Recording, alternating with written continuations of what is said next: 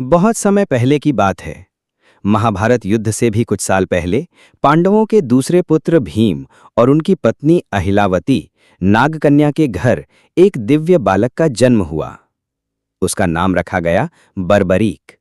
बचपन से ही बर्बरीक साधारण बालक नहीं थे। उनकी आंखों में तेज था और मन में दया और करुणा, लेकिन साथ ही उन्हें शस्त्र विद्या और वीरता की अद्भुत शक्ति भी प्राप्त थी। बचपन का साहस। कहा जाता है कि जब बर्बरीक बहुत छोटे थे तभी उन्होंने धनुष बाण चलाना सीख लिया था। खेल खेल में भी उनका निशाना कभी नहीं चूकता था। गांव के लोग अक्सर हैरान रह जाते थे कि इतना छोटा बालक कैसे इतनी शक्ति और एकाग्रता रख सकता है। बर्बरीक का स्वभाव बहुत विनम्र था। वो हमेशा जरूरतमंदों की मदद करते और कमजोरों का सहारा बनते। 3 बाणों का वरदान। बचपन में ही बर्बरीक ने भगवान शिव की कठोर तपस्या की। उनकी तपस्या से प्रसन्न होकर महादेव ने उन्हें एक अद्भुत वरदान दिया, 3 बाण। ये साधारण बाण नहीं थे।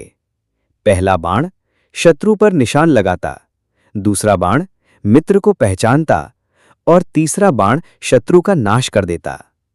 कहा जाता है कि इन 3 बाणों के बल पर बर्बरीक अकेले पूरी सेना का अंत कर सकते थे। इसी कारण उन्हें 3 बाणधारी भी कहा गया। बाल्यकाल की भक्ति। बर्बरीक सिर्फ वीर ही नहीं बल्कि भक्तिमान भी थे।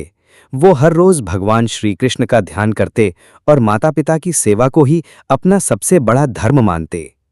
उनका मन हमेशा यही कहता कि सच्चा वीर वही है जो धर्म और न्याय के लिए लड़े, न कि अहंकार और शक्ति के लिए। गांव के बच्चों का साथी। बर्बरीक भले ही दिव्य शक्तियों से संपन्न थे, लेकिन गांव के बच्चों के बीच वह एक साधारण साथी की तरह रहते। कभी उनके साथ खेलते, कभी उन्हें रक्षा करना सिखाते। गांव के लोग उन्हें प्यार से श्याम कहकर बुलाते, क्योंकि उनका रंग सांवला था और चेहरे पर करुणा की झलक हमेशा रहती थी। निष्कर्ष यानी सीख। बर्बरीक जी के बचपन से हमें यही सीख मिलती है कि वीरता का अर्थ सिर्फ ताकत दिखाना नहीं, बल्कि करुणा, दया और धर्म के मार्ग पर चलना भी है।